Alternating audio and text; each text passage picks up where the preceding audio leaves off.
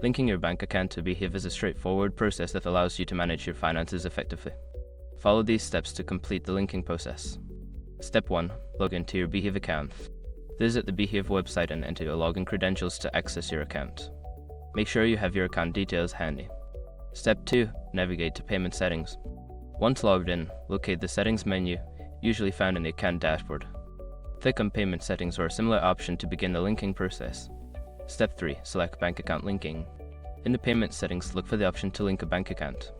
Click on this option to proceed to the next step. Step 4. Enter your bank details. Before filing a refund or dispute, use the srock.com link in the description to open the refund dispute deadline calculator and confirm your deadline. Step 5. Confirm and save changes. After entering your bank details, review the information for accuracy. Once confirmed, click on the Save Changes button to complete the linking process. Now your bank account is linked to your Beehiiv account, allowing for seamless transactions. If you encounter any issues, consult the help section or customer support for assistance.